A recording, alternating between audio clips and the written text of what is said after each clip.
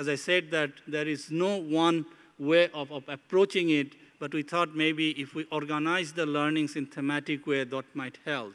And under that, we have the different types of the actors and coming the learnings from them. The second thing is important in terms of sharing the learning is the face-to-face meeting and this adaptation forum where all together with our collaborating partners and the co-host managed to bring more than 500 participants and interacting among yourself is a best way, one of the best way to share the learnings and build the networks. And then if we looked into these two approaches, we are not able to capture all. So we need to go beyond this, the electronics and the physical face-to-face meeting if we looked into the communities and the actors at the community level. And we need to go beyond this mechanism of sharing. And what are those mechanisms if we looked into the knowledge that's already exists at the community level? It's the theater. That is already one of the very good means to communicate and share the learnings and build the community's awareness. So we need to target the different means. There is no single means that will able to capture what we need in terms of enhancing and sharing the learnings. So with that, I'd like to thank John. Thank you very much. Thank you very much, Babu, for a very different set of perspectives on the theme. Johan, over to you. Okay. You thought maybe that you were not going to see one more PowerPoint today. You were wrong. There will be a final PowerPoint just to make your day, and I will try to push through it in the 15 minutes that I've been allocated. Well, you pretty much got as long as you like, but within reason. Okay, so. No, I will not. I will try to keep it rather short. I'm very pleased to be here. I really would like to thank the organizers also for inviting me also to this final plenary of day one. And the excellent contributions already. It's not very easy to add things here. I will try my best. I'm happy in a way because I prepared, of course, the presentation before I came. But a lot of, well, some of the things I will try to bring up in this presentation, I have also, it's been confirmed, I would say, during the sessions today that these are some of the challenges sort of divided between success and failure. Jonathan, you mentioned SEI, so I won't say very much about it, only to stress that we are very committed to this region. We have an office in Bangkok since 10 years back. I have quite a few colleagues sitting over here that I hope you can interact with during these days. So I won't say more than that. Management approaches. Well, if you're a pessimist, you tend to complain about the wind. If you're an optimist, you expect it to change.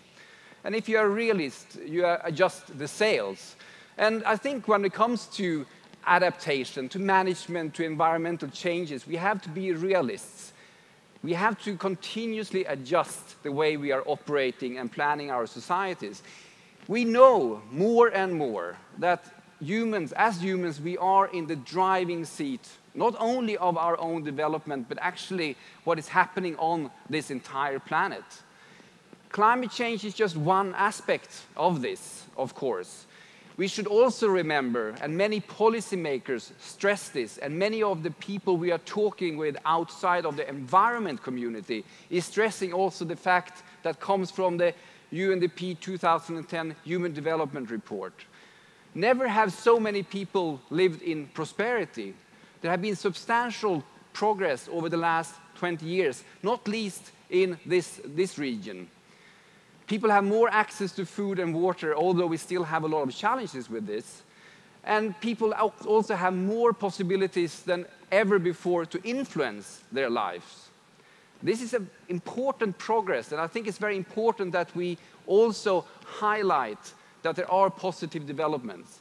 Some argue we have entered the Anthropocene, and it's not just scientists doing so any longer. Even the economists have recognized that we are in a new geological era.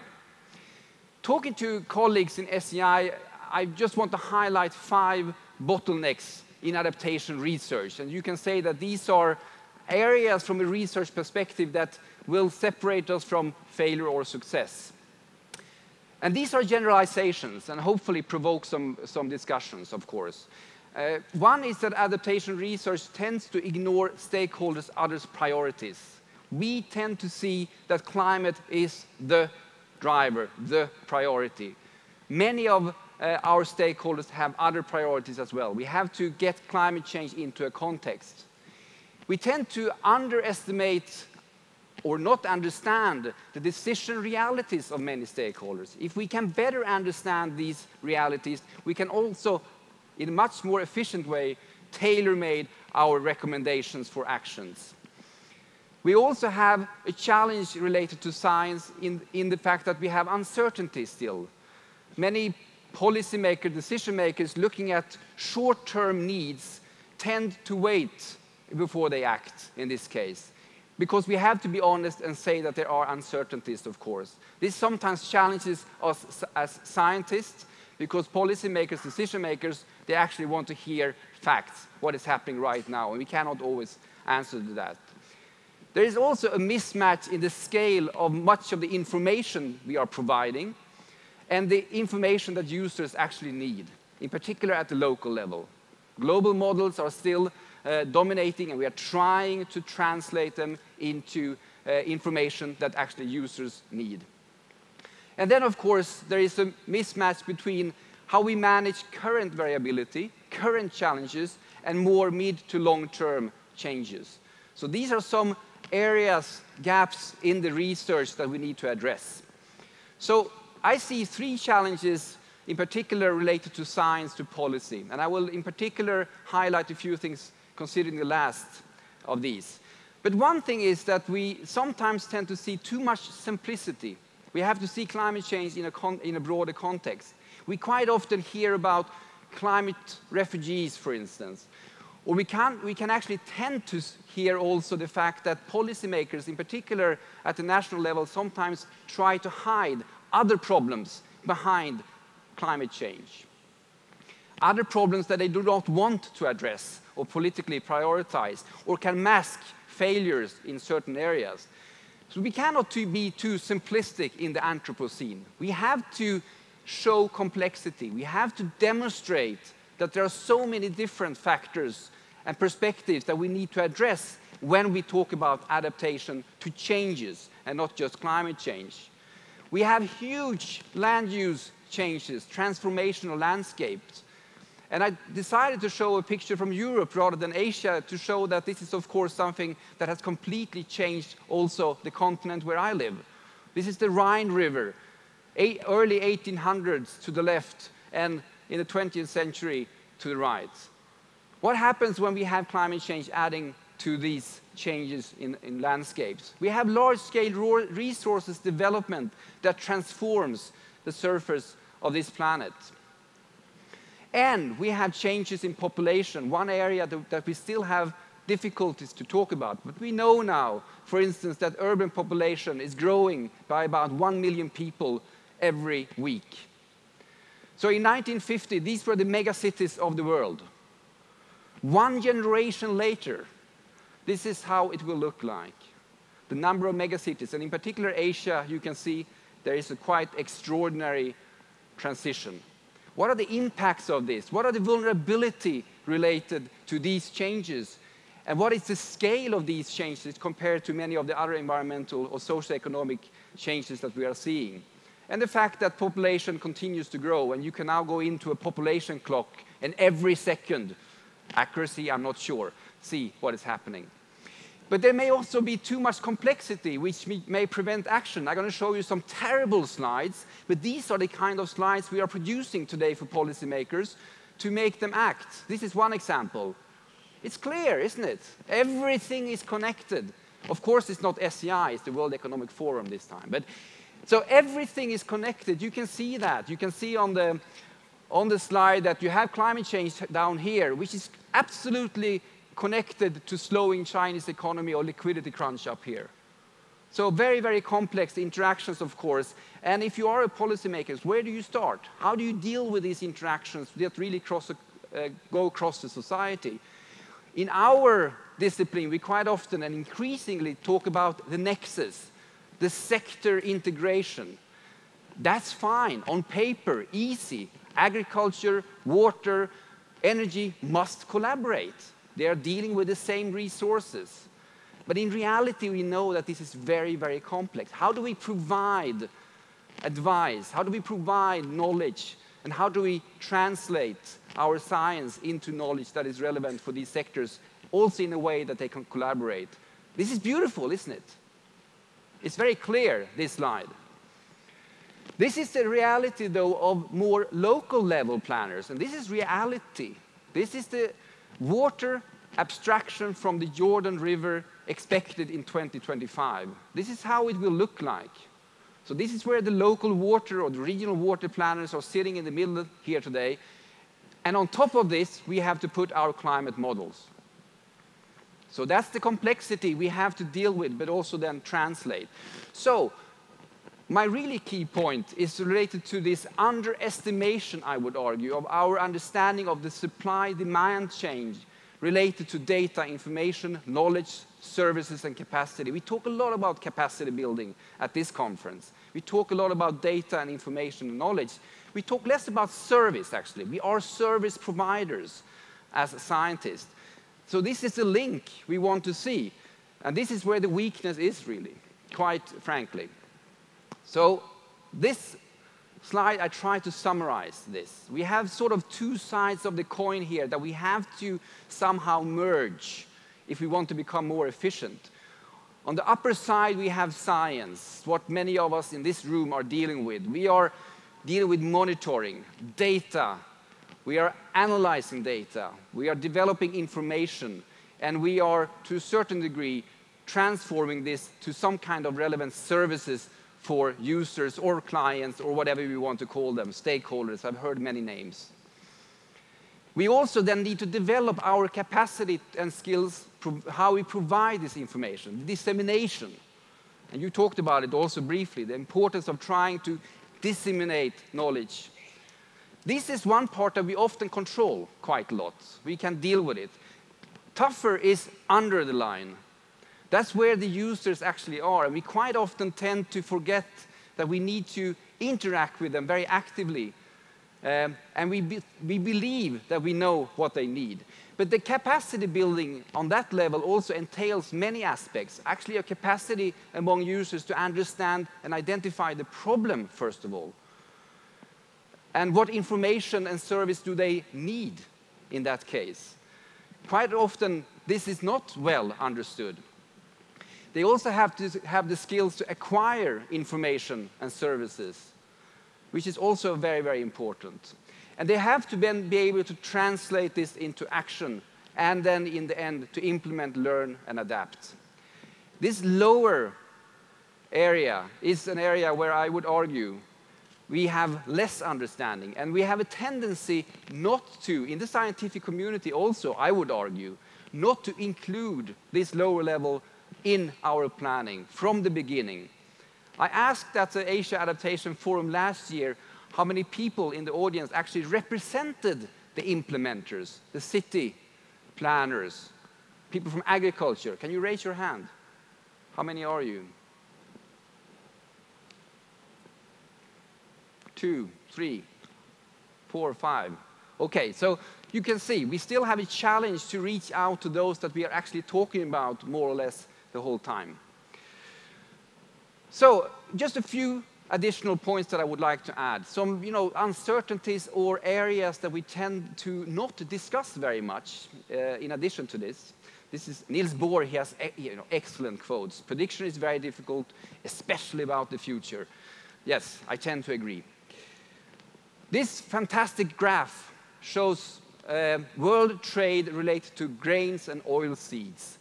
World trade is one issue that we do not talk very much about when it comes to adaptation. It can be a very critical tool for adaptation. On the other hand, we can also see that the dependency on trade increases in many regions. In particular regions where there's a lack of water resources, for instance, an import of food. We can also see that because we want to be more and more efficient, trade systems become more and more vulnerable. We could see that in relation to the flooding in Thailand. We could see that in relation to the tsunami in Japan, that really critical delivery chains were actually broken within a couple of days only, because we don't have any storage or anything.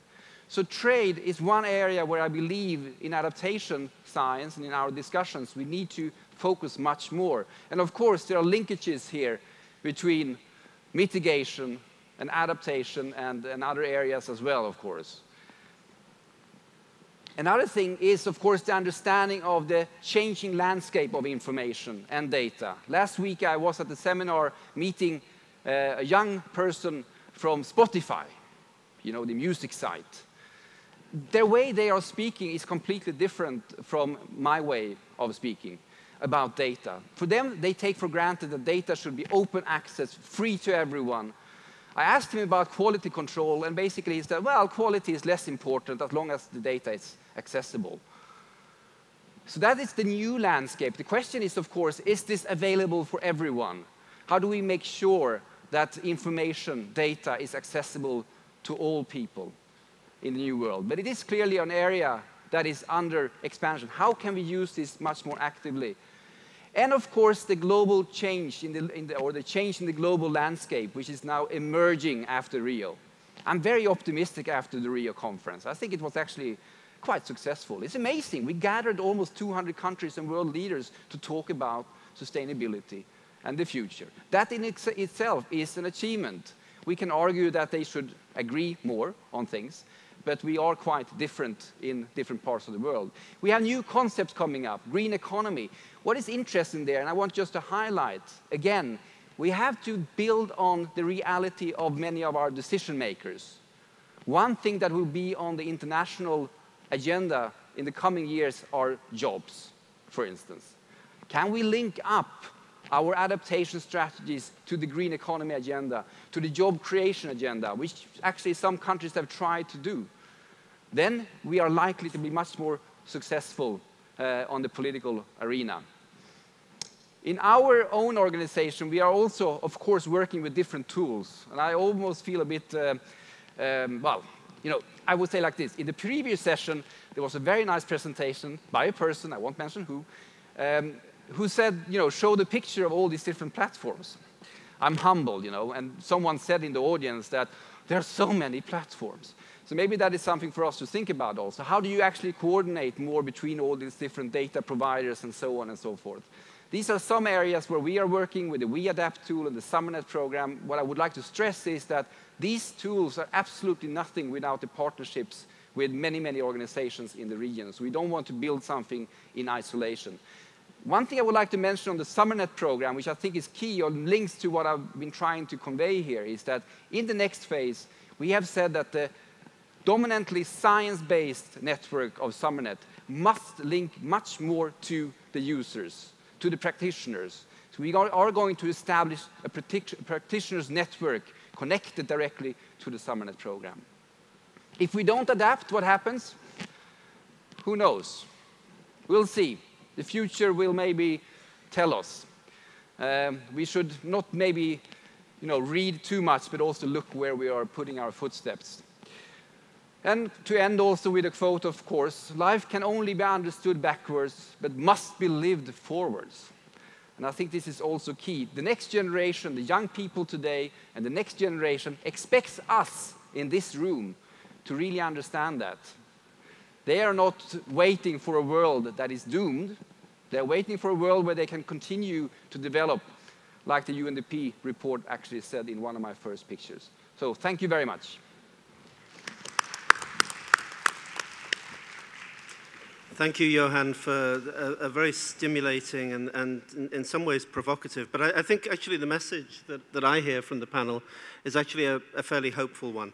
I think Salim gave us a very useful frame through which we can start to look at what we are doing, not to think of it in terms of failures, but look at what we can actually learn from each experience and recognize that this is a beginning of quite a long journey. We've been working on a particular paradigm for centuries, And over the past 2 decades, perhaps we've started to move in a slightly different direction. What I've heard in this event today, and I'm sure we'll hear a lot more of over the next 2 days, is a lot more success stories in terms of the progress that we're hearing at the ground level. We're hearing that from the countries, we're hearing that from the funding agencies, we're hearing it from those that are responsible for climate finance, and we're hearing it from the academic and the research community as well.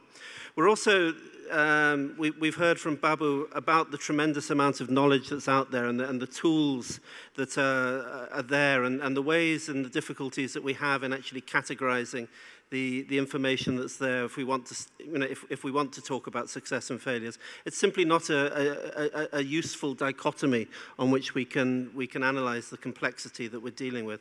And Johan, of course, highlighted that complexity and raised a number of other issues.